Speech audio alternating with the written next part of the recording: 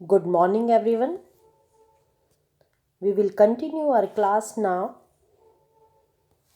Students, we are studying 4th unit Fabric and Apparel and chapter number 13. Today, we will continue this chapter. We had started this chapter in last video and today we will continue it. This is part 2 of this chapter. Care and maintenance of fabrics in institutions. संस्थानों में वस्त्रों की देखभाल और रखरखाव। जैसा आपको पता ही है बच्चों कि लास्ट वीडियो में हमने वस्त्रों की देखरेख और रखरखाव से संबंधित बहुत सारी बातें पढ़ी थी, जैसे वॉशिंग इक्विपमेंट्स पढ़े थे, ड्राइंग इक्विपमेंट्स पढ़े थे और प्रेसिंग इक्विपमेंट्स पढ़े थे। Students, today we will continue और आज का टॉपिक हमारा जो स्टार्ट हो रहा है वो हो रहा है धोबी से। जैसा आपको पता ही है बच्चों की जो हमारे डेली यूज़ के कपड़े होते हैं वो हम घर पर ही धोते हैं, लेकिन कुछ कपड़े ऐसे होते हैं जिन्हें अतिरिक्त परिश्रम की आवश्यकता होती है और जिन्हें धोने, सुखाने और प्रेस करने में बहुत ज़्यादा श्रम की आवश्यकता होती है या बहुत ज़्यादा स्थान की आवश्यकता होती है। जैसे चादर हो गया या फिर हमारे व्यावसायिक कपड़े हो गए जिन्हें हम लॉन्ड्री में भेजते हैं। ठीक है, आजकल समय की कमी और घर के सभी सदस्यों के कामकाजी होने के कारण बहुत सारे घरों के द्वारा वस्त्रों की धुलाई, इस्त्री और सुसज्जा के लिए व्यवसायी व्यक्ति जो होता है उसे धोबी की सेवाएं किराए पर ली जाती हैं। अब ये धोबी क्या काम करता है? ये धोबी घर से ही कपड़े इकट्ठा करता है और काम पूरा होने पर घर पर ही कपड़े देकर चला जाता है। और आजकल धोबी का प्रचलन इतना बढ़ गया है कि अधिकतर लोग जैसे छात्रावास या फिर जैसे होटल हो गया या फिर छोटे छोटे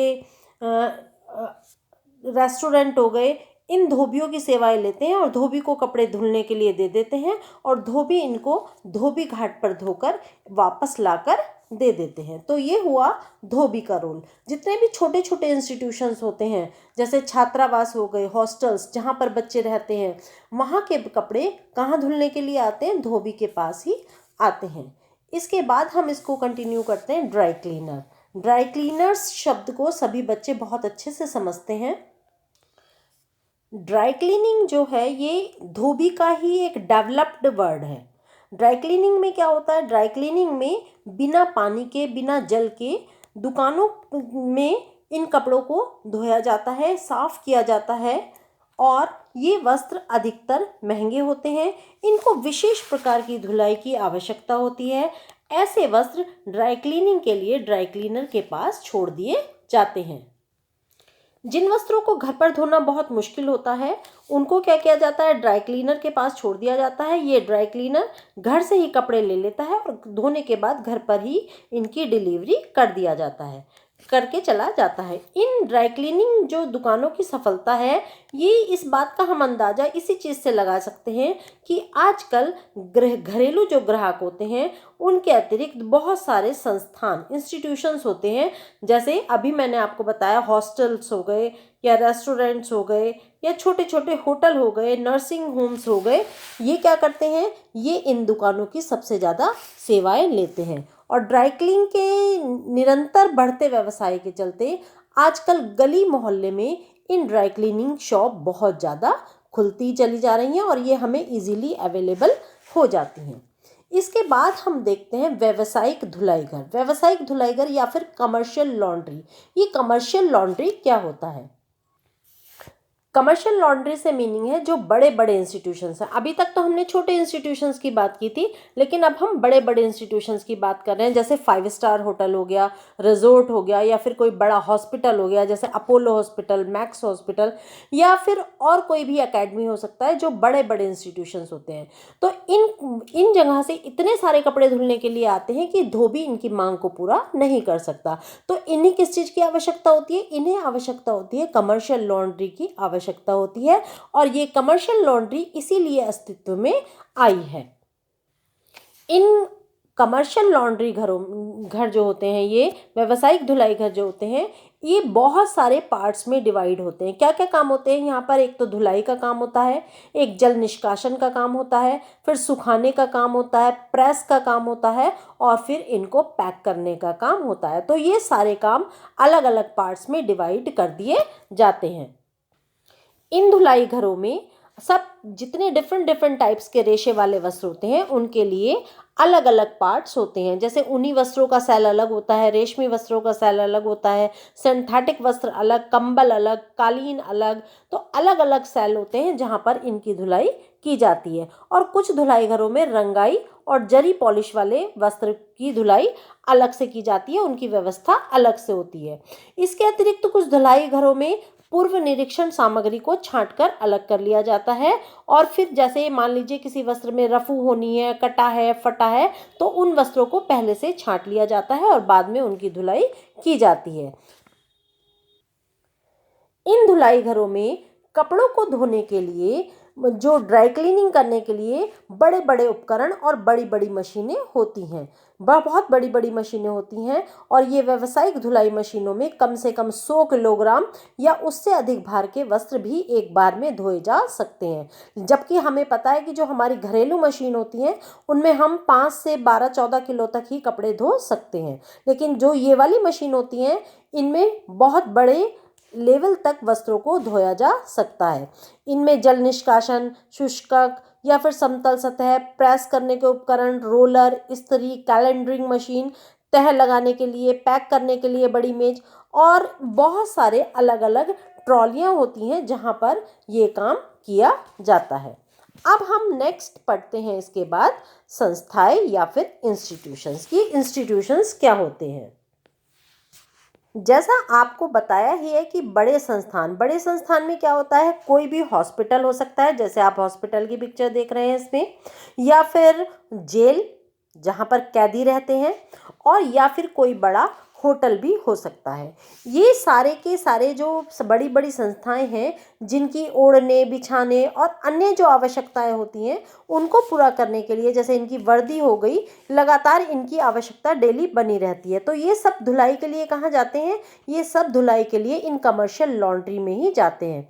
किसी भी बड़े संस्थान के सुगम संचालन और बाजार में अपनी सफाई संबंधी प्रतिष्ठा बनाए रखने के लिए उनको किस चीज़ की आवश्यकता होती है? वस्त्रों को व्यवस्थित रूप से इकट्ठा करने की उनको आवश्यकता होती है।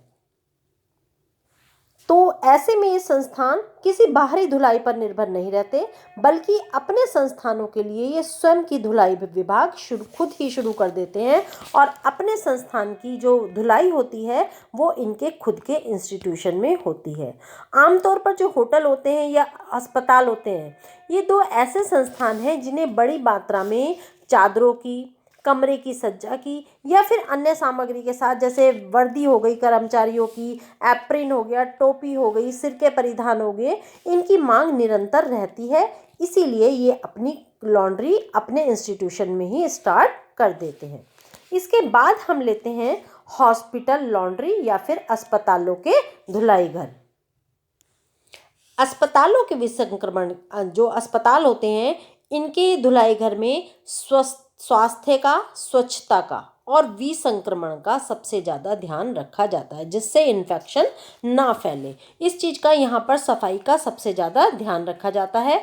अपने खर्चों में कटौती के उद्देश्य से आजकल कई अस्पतालों ने उपयोग के बाद क्या करते हैं, इन कपड़ों को फेंक देते हैं, यूज़ एंड थ्रो कपड़े यूज़ करते हैं, जिससे इन्फेक्शन ना फैले। लेकिन कुछ कपड़े ऐसे होते हैं जिन्हें इन्हें पुनः उपयोग में लाना पड़ता है। तो पुनः उपयोग में लाने के लिए वो क्या करते हैं, वो इन वस्त्रों की धुलाई करते हैं, और धुलाई करने के लिए वो किस चीज़ का यूज़ करते हैं, वो कमर्शियल लॉन्ड्री का यूज़ करते हैं, जहाँ पर इस चीज़ का सबसे ज़्यादा ध्यान रखा जाता है कि संक्रमण की संभावना ना हो, इन्फेक्शन ना फैले। तो वो क्या करते हैं, कभी कभी इन कपड़ों को जला भी देते हैं, जिनसे ज़्यादा इन्फेक्शन फैलने का खतरा होता है।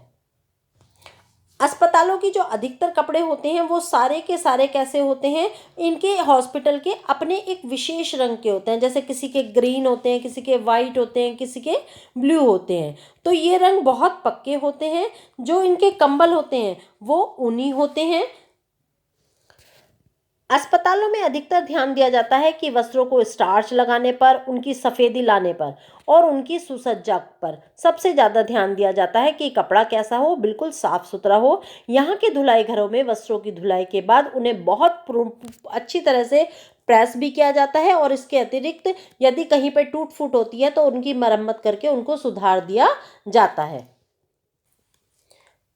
अस्पतालों के जो धुलाई विभाग होते हैं, इनके कौन कौन से स्टेप्स होते हैं। सबसे पहले क्या करते हैं, ये सारे कपड़ों को, जो गंदे कपड़े होते हैं, इकट्ठा कर लेते हैं और फिर वो क्या कहाँ पहुँचा देते हैं, जहाँ पर धुलाई की जाती है। फिर गंदे कपड़ों को छांट लिया जाता है, अलग कर लिया जाता है, जैसे चादर अलग, रोगी की पोशाक अलग और डॉक्टर की पोशाक अलग, कंबल अलग।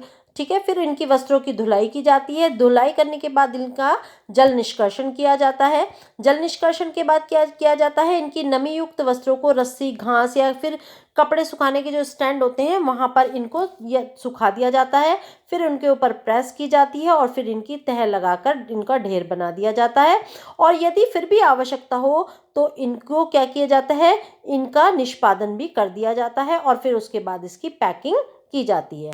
और फिर उसके बाद जहाँ पर भी इनकी डिस्ट्रीब्यूशन की आवश्यकता होती है वहाँ पर इनको डिस्ट्रीब्यूट कर दिया जाता है। अस्पताल वो जगह होती है जहाँ पर किसी एक बड़े होटल की अपेक्षा सबसे ज़्यादा कपड़ों की धुलाई की जाती है। यहाँ पर बिस्तरों की चादर हो वो इतनी ज़्यादा धुलती हैं जितनी किसी 5 स्टार होटल में भी नहीं धुलती हैं। तो यहाँ पर कपड़ों की धुलाई सबसे अधिक की जाती है। इसके बाद हम देखते हैं होटलों के धुलाईघर या फिर होटल लॉन्ड्री। अब हम होटल लॉन्ड्री की बात करते हैं। कोई होटल हो या रेस्टोरेंट हो, यहाँ पर गेस्ट का वेलकम सबसे पहले किया जाता है। फिर जो होटल के प्रांगण होते हैं या कमरे होते हैं, यहाँ पर प्रत्येक वस्तु की सौंदर्य पर सबसे ज़्यादा ध्यान दिया जाता है और होटल की सज्जा को निखारने वाली प्रत्येक वस्तु का साफ और आकर्षक होना बहुत ज़रूरी होता है। अस्पतालों की अपेक्षा जो होता है, होटल की सजावट में विभिन्न प्रकार की बुनावट, रेशों से बने हुए वस्त्रों का प्रयोग किया जाता है। हॉस्पिटल में तो सारे वस्त्र प्लेन होते हैं, लेकिन यहाँ पर डेकोरेटिव वस्त्रों का यूज़ किया जाता है। यहाँ पर जो होटल होते हैं, यहाँ पर अतिथि सत्कार सबसे ज़्यादा किया जाता है और उनके लिए धुले हुए वस्त्र जैसे तौलिए, चादर, गाउन और इसके अतिरिक्त जो भी वस्त्र उनके यूज़ में आते हैं उन पर स्टार्च लगाकर, प्रेस करके और बहुत सुंदर तरीके से उनको उस रूम में सजाया जाता है। होटलों में धुलाई किए हुए कपड़ों की आवश्यकताओं के बढ़ जाने के कारण बहुत सारे होटलों ने अपने स्वयं के ही धुलाई घर की स्थापना कर ली है और वह अपने घर का, अपने जो होटल है उसका लॉन्ड्री रूम अलग बनाकर रखते हैं। लॉन्ड्री हाउस उनका अलग होता है। वहीं से छोटे जो होटल होते हैं उनका भी धुलाई संबंधी काम किया जाता है और यहीं पर व्यावसायिक रूप से धुलाई घरों से भी ये काम कराया जाता है। तो ये तो बात हो गई होटल लॉन्ड्री की। इसके बाद हम देखते हैं वस्त्रों की देखभाल तथा रखरखाव के क्षेत्र में जीविका या फिर करियर के लिए तैयारी। यदि हम अपना वस्त्रों की देखभाल और रखरखाव में करियर बनाना चाहते हैं तो हम इस क्षेत्र में जीविका के लिए हमें क्या क्या तैयारी करनी चाहिए। जैसा आपको पता ही है कि ये जो वस्त्रों की देखभाल और रखरखाव का क्षेत्र है, ये एक टेक्निकल क्षेत्र है जिसमें बहुत सारी हमारी प्राइमरी आवश्यकताएं होती हैं। जैसे वस्त्रों की देखभाल और रखरखाव के लिए सबसे पहले रेशे की मात्रा, धागा, कपड़ा उत्पादन, इसकी टेक्नोलॉजी, कपड़ों का रंग और उन पर की जाने वाली परिसज्जा का पूर्णतः ज्ञान उस व्यक्ति को होना चाहिए। वस्त्रों की देखभाल और रखरखाव के लिए काम में आने वाली विभिन्न प्रकार की जो प्रक्रियाएं होती हैं उन सभी का भी ज्ञान होना चाहिए। विभिन्न प्रकार की प्रक्रियाओं में जो जो रसायन यूज होते हैं या अभिकर्मक यूज होते हैं उन सब का भी ज्ञान होना अत्यंत आवश्यक होता है। और वस्त्रों की देखभाल और रखरखाव से संबंधित जो मशीनें होती हैं उनकी आवश्यकताएं और उनकी कार्य प्रणाली का व्यवहारिक ज्ञान होना आवश्यक है। सामान्यतः जो वॉशिंग मैनेजमेंट होता है, धुलाई प्रबंधन होता है, इसकी जानकारी भी पूरी रूप से होनी चाहिए। और धुलाई प्रबंधन के लिए प्रैक्टिकल ट्रेनिंग की सबसे ज़्यादा आवश्यकता होती है। ये प्रैक्टिकल ट्रेनिंग भी प्रत्येक व्यक्ति को जो इस फील्ड में इंटरेस्ट रखता है उसको इसकी नॉलेज पूरी तरह से होना चाहिए। हालांकि प्रत्येक संस्थान में नौकरी के लिए भिन्न भिन्न प्रकार की आवश्यकताएं होती हैं, फिर भी जो एक व्यावसायिक प्रशिक्षण और इंटर्नशिप की आवश्यकता होती है, यदि व्यक्ति के पास वस्त्र विज्ञान, वस्त्र रसायन और वस्त्र परिधान में शैक्षिक योग्यताएं हों तो वह और अधिक सहायक होती हैं। इन सब के अतिरिक्त आज हमारे पूरे देश में होम साइंस विषय वाले बहुत सारे संस्थान ग्रेजुएशन डिग्री के लिए विशेषज्ञता के रूप में ये पाठ्यक्रम भी उपलब्ध कराते हैं। अब हम इसका स्कोप देखते हैं कि इसका स्कोप क्या है। वस्त्र और वस्त्र परिधान निर्माण और वस्त्र और परिधान में जो विशेषज्ञता प्राप्त करने वाले लोग हैं वो एंटरप्रेन्योरशिप एक्टिविटीज़ में प्रवेश करने का प्रयास कर सकते हैं। ये सेवाएं ग्राहकों को महानगरीय क्षेत्रों में बहुत मदद और सहायता दे सकती हैं। विशेष रूप से जहां महिलाएं होती हैं, घर से बाहर काम करने जाती हैं, इन क्षेत्रों में बड़ी संख्या में उपचार गृह में, छोटे अस्पताल में, डे केयर सेंटर इत्यादि भी हो सकते हैं जिन्हें नियमित रूप से इन सेवाओं की आवश्यकता रहती है। कोई भी व्यक्ति रेलवे में या फिर विमान कंपनी में या फिर पोत परिवहन कंपनी में, होटल में या फिर किसी हॉस्पिटल में और किसी और प्रतिष्ठित संस्थान में या फिर हायर टेक्नोलॉजी में भी ऐसे धुलाई घरों में विभिन्न पदों पर नौकरी कर सकते हैं जहां संस्थान के कर्मचारियों के वस्त्रों और पोशाकों की देखभाल और रखरखाव की आवश्यकता होती है। तो ये हुआ इसका कार्य क्षेत्र। अब हम इसके बाद लेते हैं आज का क्विज। आज का क्विज है हमारा, फर्स्ट क्वेश्चन आता है, विभिन्न प्रकार की स्त्री के नाम बताओ। यहाँ पर विभिन्न प्रकार की जो प्रेस होती हैं आयरन, उनके आपको नाम बताने हैं।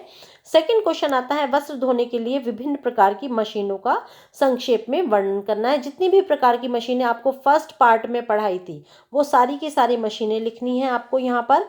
और सेकंड क्वेश्चन आता है, वस्त्रों की सफाई की प्रक्रिया को प्रभावित करने वाले कारक हैं। कौन कौन से कारक हैं? वस्त्रों में रेशों की मात्रा, धागे का प्रकार, वस्त्र निर्माण तकनीक या फिर सभी। फिर हम फोर्थ क्वेश्चन लेते हैं, इसमें एक व्यावसायिक धुलाई घर में विभिन्न विभाग कौन कौन से होते हैं? धुलाई, जल निष्कासन, सुखाना और इस्त्री और या फिर सभी। ये 4 क्वेश्चन हमने लिए हैं। सभी बच्चे सारे क्वेश्चन के आंसर कमेंट बॉक्स में जरूर देंगे। ठीक है, अब हम इस वीडियो को यहीं पर ख़त्म करते हैं। थैंक यू सो मच बच्चों।